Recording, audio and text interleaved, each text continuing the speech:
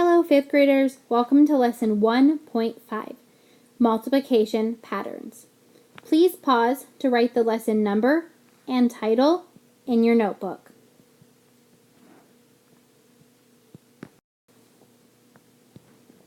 Today's lesson objective is to use a basic fact and a pattern to multiply mentally by multiples of 10, 100, and 1000. Please pause again to write the lesson objective in your notebook.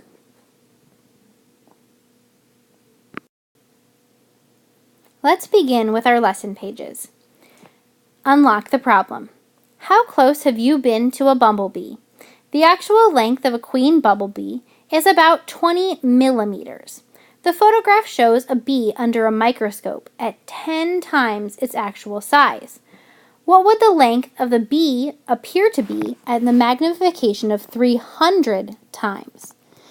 So I'm going to underline our questions before we move on. It says, what would the length of the bee appear to be at 300 times its actual size?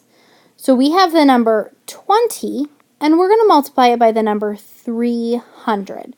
But we're going to do that by using a basic fact.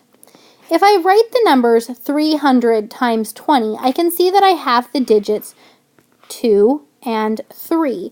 So my basic fact is I'm going to pull out any digit that's not a 0 and multiply them. So 2 times 3 gives me 6.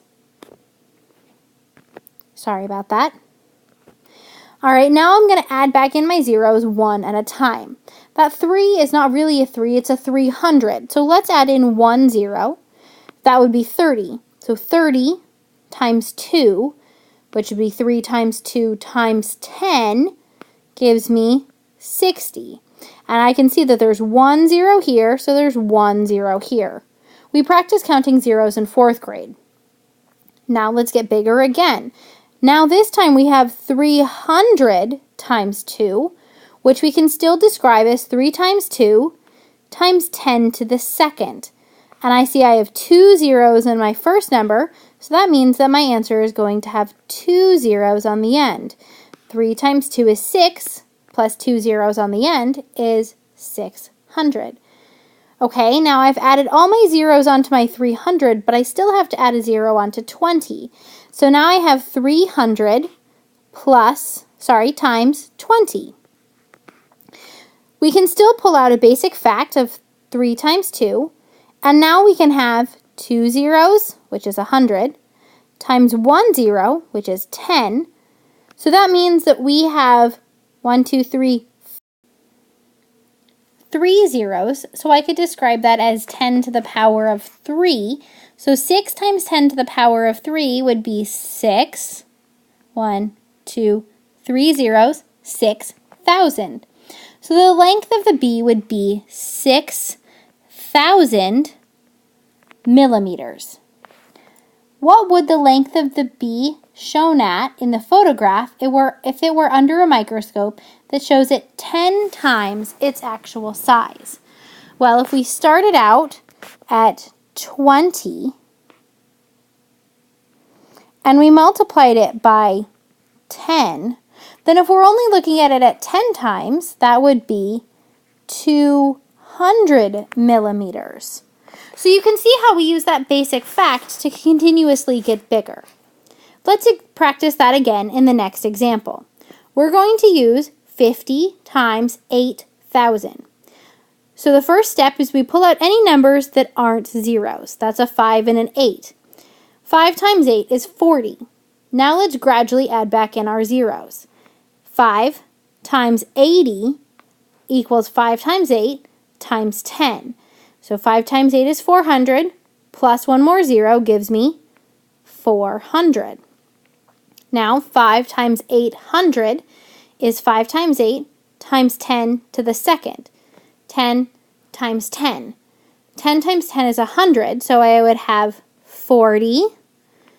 And there are 2 zeros in the number 100, so 4,000. Now I'm going to have 50 times 800, which is 5 times 8 times 10 times 100. So I'm going to look at how many zeros I have. 1, 2 in the number 100, and 1 in the number 10, so that's 10 to the third.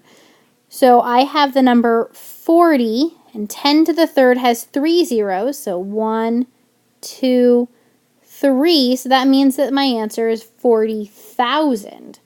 And one more time, 50 times 8,000 would be 5 times 8, that gives us 40, and then 10, 1 0, times 1,000, 3 zeros, so that's 40 times 10 to the power of 4, so I'm going to add 1, 2, 3, 4 zeros, and now actually you can see that my comma is wrong, so let me erase my comma, and we'll rewrite this number.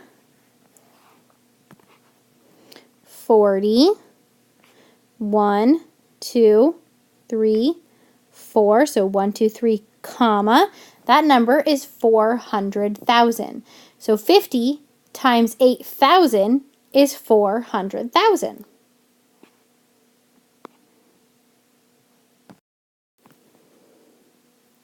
Great job, 5th graders. Let's get to our lesson activity. Our lesson activity today says use mental math to complete. I'll help you with the first one. 10 to the power of 1 means I'm just multiplying 10 one time. So that would be 3 times 10. 10 to the power of 2 would be 10 times 10, and that's multiplied by 3. So what would that answer be? I'll let you fill in those 3 blanks. Remember that these need to be completed in your math notebook, and you need to be ready to share them with your teacher. Great job on your flip lesson!